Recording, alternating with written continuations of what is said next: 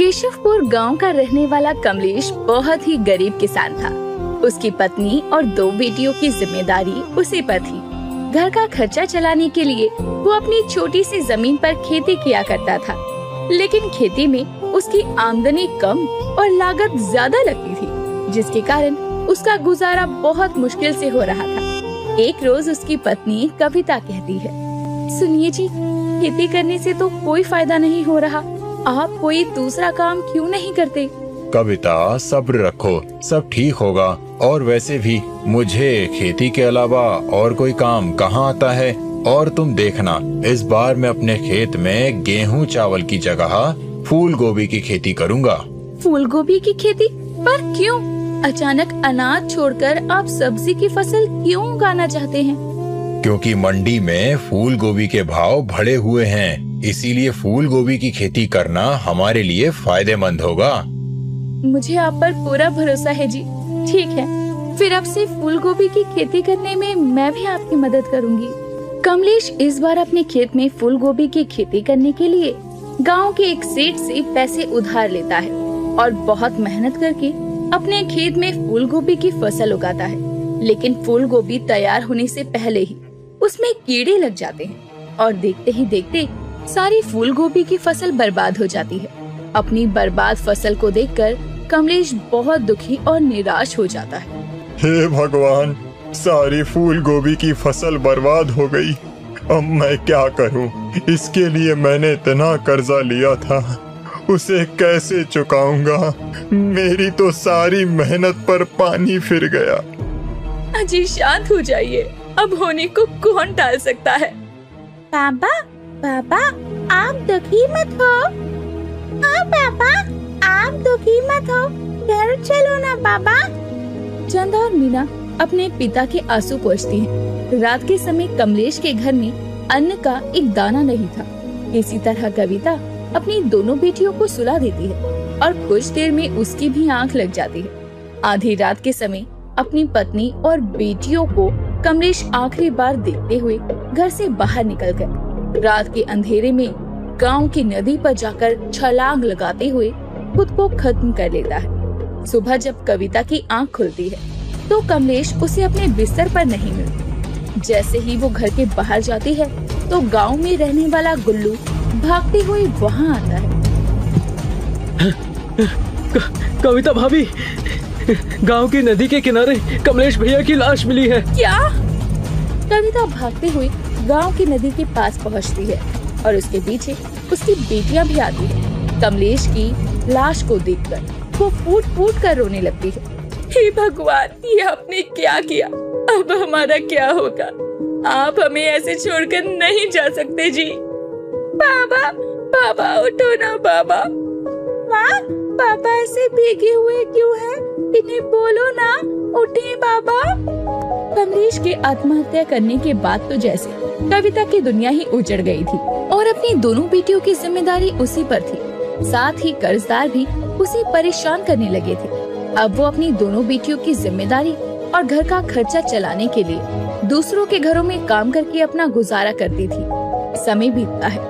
धीरे धीरे कविता की दोनों बेटियां बड़ी हो जाती है। अपनी माँ की मदद करने के लिए वो अपनी माँ के साथ सेठ के घर पर काम करने लगती है। एक रोज घर की सफाई करते हुए चंदा टीवी देखने लगती है तो सेठानी उसे आकर टोकती है।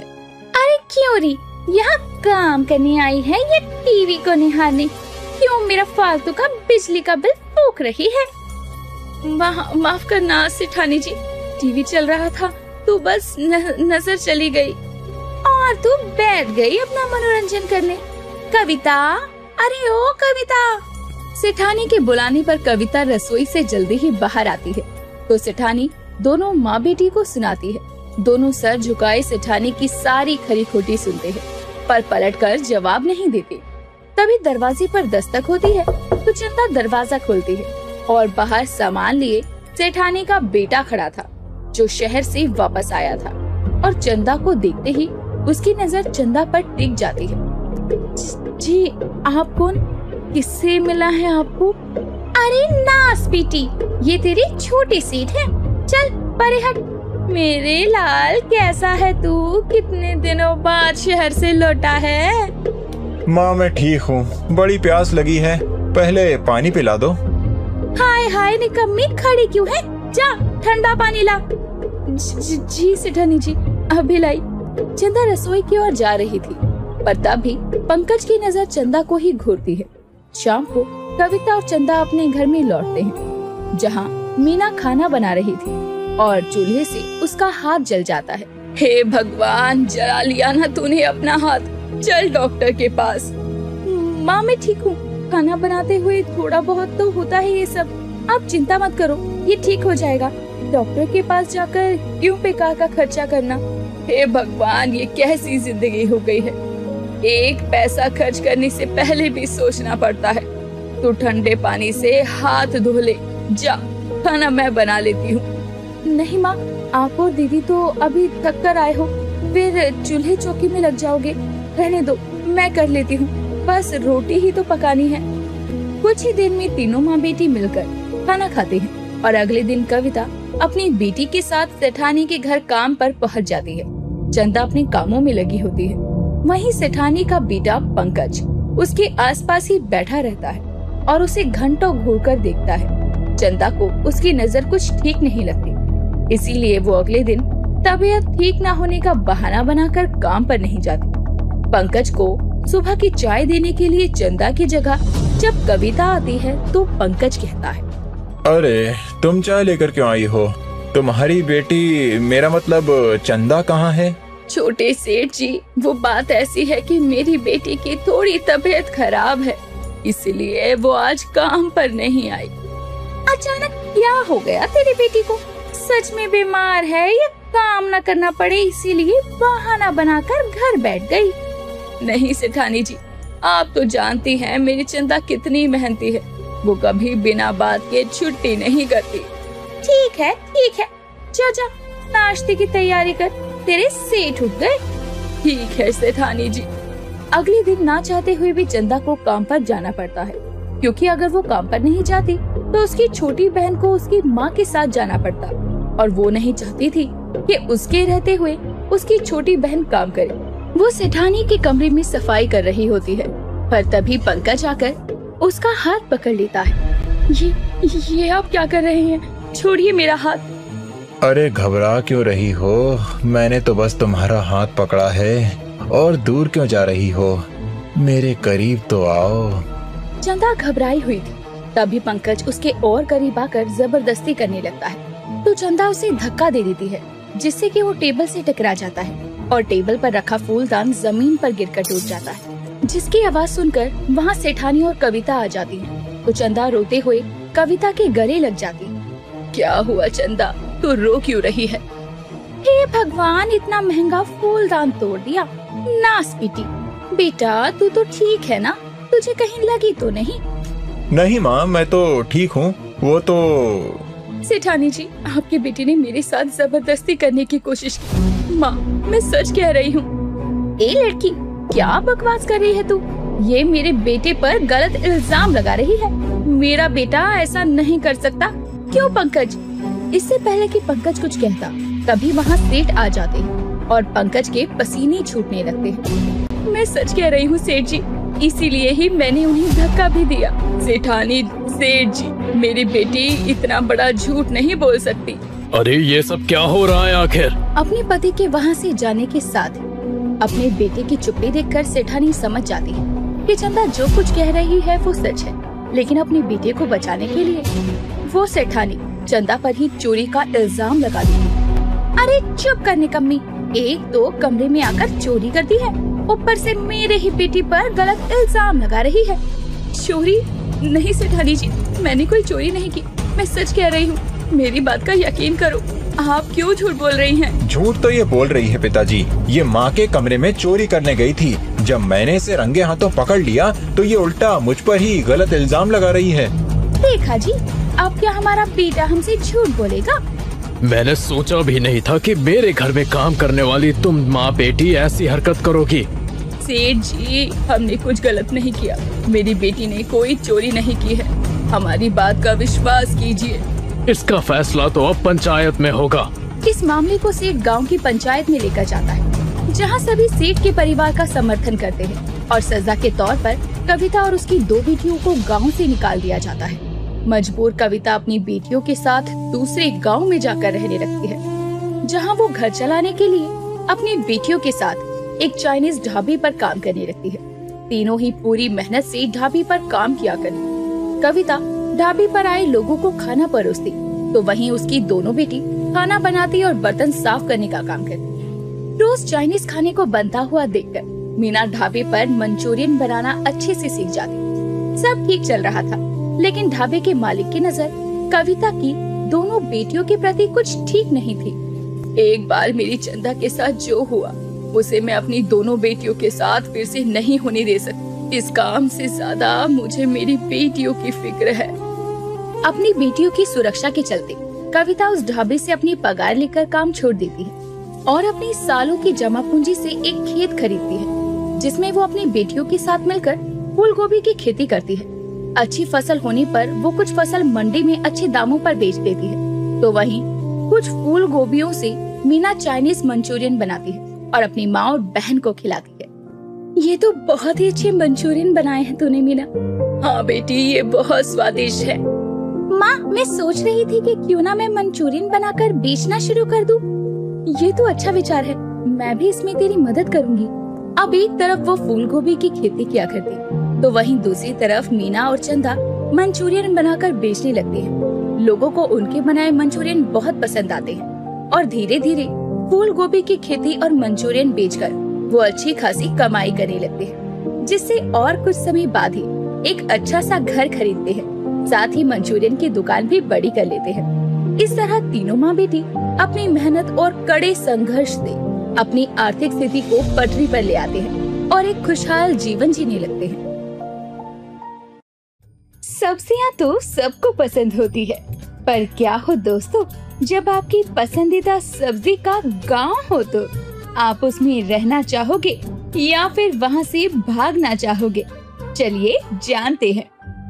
देश के किसी कोने में पगलापुर नाम का एक सुंदर सा गांव था, जहां के लोग आपस में मिलकर रहा करते और लड़ते झगड़ते भी थे। उस गांव की खास बात तो ये थी कि वहां गोभी की पैदावार बहुत अधिक थी। एक दिन झुमरी अपने घर में खाना बना रही होती है, तभी उसका बेटा राजू आकर पूछता है, माँ क्या बना रहे हो आप? अरे ये भी कोई पूछने की बात है का? आज हम त्योहार खातिर गोभी के पराठे और गोभी का अचार और गोभी का चोखा बनाए हैं। जाओ माँ, मुझे आपसे बात नहीं करनी। आपने गोभी का हलवा तो बनाया ही नहीं। अरे मेरे फूल गोभी जैसे बेटे, काहे नाराज होवत है? तोहरे लिए हमने गोभी पाक मिठाई भी तो बनाई है ना। राजू ये सुनकर खुश होते हुए बच्चों के साथ खेलने निकल जाता है। पगलापुर गांव के लोगों का मानसिक संतुलन तो ठीक था, पर गोभी का संतुलन तो खराब था। वहाँ गोभी की पैदावार बहुत ज्यादा थी, इसीलिए वहाँ लोग गोभी ही पहनते, गोभी ही खाते और गोभी के ही बने हुए घरों में रहा करते। उसी गांव में धनी राम नाम का एक जमींदार था, जिसने कि अपने बच्चे मोहित को पढ़ने के लिए बचपन में ही शहर भेज दिया था। आज धनीराम बहुत खुश था, क्योंकि धनीराम का बेटा मोहित शहर से गांव वापस आ रहा था, जो कि शहर में एक बड़ा साइंटिस्ट बन चुका था। ये क्या है मोहित? इतनी सारी गोभी, गोभी के घर, कपड़े, गोभी का झूला। अबे यार, मैं तो खुद इस गांव में बचपन के बाद अब आ रहा हूँ। चलो घर चलकर पिताजी से पूछते हैं। अब मोहित और आशा जैसे ही धनीराम के घर जाते हैं, धनीराम के नौकर दोनों को फूल गोभी की गोभी माला पहनाकर उनका स्वागत करते हैं, जो कि बड़ी भारी थी। पिताजी ये क्या है? वही तो मैं पूछ रहा हूँ, ये क्या है? कौन है ये लड़की जो तेरे साथ आई है? जी पिताजी, हम दोनों एक ही कंपनी में काम करते हैं और एक दूसरे से प्यार करते हैं, तो मैं आशा को आपसे मिलवाने ले आया। ये बदबू, ये बदबू। माफ करना, वो गोभी खाने से थोड़ी गैस हो गई थी। धनीराम को आशा पसंद आती है और वो दोनों के रिश्ते को मंजूरी दे देता है और आशा धनीराम के घर में रहने लगती है। पर सबके गोभी के इस्तेमाल से अब उसे चिढ़ होने लगी थी और वो एक दिन मोहित से कहती है, मोहित, मैं इतनी गोभी नहीं खा सकती। हम कैसे साइंटिस्ट हैं, हमें कुछ करना चाहिए। ये लोग तो गोभी के बिना मर जाएंगे और you know what, I just hate गोभी। अरे आशा, हमको क्या ही लेना, हम यहाँ कुछ दिन के लिए आए हैं, फिर शहर चले जाएंगे, इतना क्या सोचना। मोहित ये बोलकर चला जाता है, लेकिन वहीं आशा भी बाहर घूमने निकल जाती है और वो देखती है कि धनी राम के घर काम करने वाली झुमरी अपने पल्लू में कुछ छुपाए ले जा रही थी और आशा उसका पीछा करते हुए उसके घर तक आ जाती है। हेलो मिस, क्या छुपा रही हो? बताओ बताओ, वरना मैं धनी राम अंकल को बता दूंगी। अरे ना मैम साहब, ही ना करना, वरना सेठ जी हम लोगों को गांव से निकलवा देंगे। हमरे मर्द ने शहर से डाक के जरिए हमरे लिए ये आम भेजाया है, इसी को छुपाए रहे। इस गांव में बस गोभी का इस्तेमाल होता है ना, बाकी खाने पर पाबंदी है। अब आप बताइए गोभी कब तक खाएं? हमरा गुलाब जैसा फिगर भी ये गोभी खा खा के गेंदा का बन गया है। तो आप कुछ करते क्यों नहीं? आप लोग गोभी खाते ही क्यों हो? हे गोभी मैया, ये क्या कह दिया आपने? हे गोभी मैया, इको माफ कर देना, इको समझ नहीं है, शहरी छोरी है। झुमरी ये बोलकर आशा को अपने घर में खींचकर दरवाजा बंद कर देती है और कहती है, मैडम, ये मान्यता है कि गांव माँ सूखा पड़ा रहा और तब गोभी माता ने साक्षात प्रकट होकर गोभी उगाने का आशीर्वाद दिया। तब से ना ये गांव में गोभी ही उगत है और आप ऐसे बोलेंगे तो गोभी माता का क्रोध हमें देखने को मिलेगा। कहीं ऐसा ना हो कि गोभी पे हाथ से चली जाए। व्हाट रबिश, ऐसा कुछ नहीं होता। मैं आपको कोई और सब्जी इसी जमीन पर उगा के दिखाऊंगी। Wait and watch. Wait and watch? Wait? हमारा वेट ये गोभी खाने से लगता है फिर से बढ़ गया है। गोभी के पराठे तनिक बंद करने पड़ेंगे। आशा अब वहाँ से चली आती है और ये सारी बात मोहित को आकर बताती है, जिसके बाद दोनों बिना किसी को बताए टमाटर के बीज मंगवाते हैं और उसे धनी राम के जमीन पर बो देते हैं, जहाँ कुछ दूरी पर गोभी भी उगी थी। दरअसल धनी राम को भी गोभी बहुत पसंद थी, या यूँ कहें कि गोभी खा खा कर आदत हो गई थी। मोहित और आशा को जमीन में टमाटर के बीज बोते देखकर धनी राम शौक में आ जाता है और कहता है, ये तुम क्या कर रहे हो मूर्खों? जानते हो ना इस गांव पर गोभी माता का आशीर्वाद है। अगर कोई और सब्जी उगाई तो हमारा गांव नष्ट हो जाएगा, और हमारे गांव पर से अगर गोभी माता ने अपना आशीर्वाद हटा लिया तो हम क्या करेंगे? पिताजी, ऐसा कुछ भी नहीं होता है, आप हमें एक बार सब्जी उगाने तो दीजिए। ठीक है, लेकिन अगर कुछ भी आश्चर्यचकित हुआ तो तुम ऐसा फिर कभी नहीं करोगे। मोहित और आशा धनी राम की इस बात को मान जाते हैं, जिसके बाद अगले कुछ दिनों में जमीन पर टमाटर तो नहीं उगते, पर जमीन के पास जो गोभी उगी थी वो भी खराब हो जाती है, जो कि धनी राम ने ही की थी। देखा तुम्हारी वजह से क्या हुआ? टमाटर तो उगा नहीं, हमारी गोभी की फसल भी बर्बाद हो गई। ये बदबू कहाँ से आ रही है? छी! हमसे आ रही है। वो आज सुबह गोभी के पराठे बड़े स्वाद लेकर खाए, इसलिए अब आज के बाद वादे अनुसार तुम लोग गांव में गोभी के अलावा कुछ उगाने की जिद नहीं करोगे, समझे तुम? धनी राम ये बोलकर चला जाता है और तभी बारिश का मौसम भी आता है। मोहित टहलते हुए बिरजू से मिलता है, जो कि उसके पिता के यहाँ काम करता था, और गोभी पर कीड़े लगे देखकर कहता है, अरे काका, ये गोभी पर तो कीड़े लग गए हैं, अब आप इनका क्या करेंगे? अरे करना क्या है, कुछ जानवरों को खिला देंगे और कुछ फेंक देंगे। हम रोज गोभी खाते हैं और जो बच जाती है फेंक देते हैं। ओह, ऐसी बात है। लेकिन ये तो फसलों का नुकसान है। अगर आप इतनी गोभी बर्बाद करते रहोगी तो ये कितना गलत है। आपने इस बारे में कोई कदम उठाने की कभी सोची नहीं क्या? क्या करें साहब, ये सब तो इस मिट्टी का करिश्मा है। बस गोभी की उपज देती है और गोभी खाकर ही हमारा गुजारा होता है। बिरजू ये बोलकर चला जाता है और मोहित कहता है, मिट्टी का करिश्मा? अरे हाँ, याद आया, मिट्टी। मोहित ये बोलकर थोड़ी मिट्टी उठाकर अपनी जेब में भर लेता है और उसे ये करते देखकर दूर से झुमरी कहती है, इस शहर के दोनों लोग बोराए गए हैं। एक मैडम है कि गोभी उगाने की मना करत है और इस साहब है कि जेब में मिट्टी भरत है। यार हमको का, हम तो चले अपने घर गोभी की खीर बनाने। मोहित शहर में अपने गांव की मिट्टी को जांच के लिए भेज देता है और जब उसका परिणाम आता है तो खुशी से आशा को आकर बताता है। आशा देखो, मैंने हमारी पगलापुर गांव की मिट्टी को जांच के लिए भेजा था और वहाँ से ये खबर आई है। इसका मतलब तुम्हारे गांव की जमीन में वो मिनरल्स हैं, वो पार्टिकल्स हैं जिससे तुम और भी ज्यादा तादाद में गोभी उगा सकते हो। हे भगवान, इसका मतलब अब तुम्हारे गांव वाले और भी गोभी खाएंगे। हे भगवान, मुझे तो डर लग रहा है, अगर हमारी शादी के बाद हमारे मुन्ना मुन्नी की जगह पत्ता गोभी और फूल गोभी हुए तो। क्या आशा कुछ भी सोचती हो? इसका मतलब ये है कि हमारे गांव में कोई गोभी माता नहीं है, बल्कि हमारी जमीन में वो खनिज है जिसकी वजह से हमारे यहाँ गोभी की तादाद बहुत अच्छी है। अब हमें पूरे गांव वालों को इस बात का एहसास कराना होगा कि गांव वाले सिर्फ गोभी पर निर्भर रहकर अपना जीवन नहीं बिता सकते। मोहित और आशा ठान लेते हैं कि अब वो इस समस्या का समाधान करके रहेंगे, जिसकी शुरुआत आशा झुमरी के घर एक लाल साड़ी पहनकर जाकर करती है। झुमरी जी, मेरी लाल साड़ी तो देखिए, इतनी बढ़िया लग रही है ना। पता है, मेरे पास तो लाल, पीली, नीली सब रंग की साड़ी है, पर मुझ पर तो काला रंग ना ज्यादा जचता है। खैर, आपको क्या पता, आप तो गोभी की साड़ी पहनती हैं, जो कि कभी भी कीड़े लग जाते होंगे। खैर, मैं तो चली। झुमरी आशा की साड़ी देखकर जल भुन जाती है, जिसके बाद वहीं मोहित भी पान खाते हुए धनी राम से कहता है, वाह क्या पान है, खाकर मजा आ गया। इसकी सुपारी, उसका कत्था। पिताजी आप तो पान भी गोभी के खाते होंगे ना?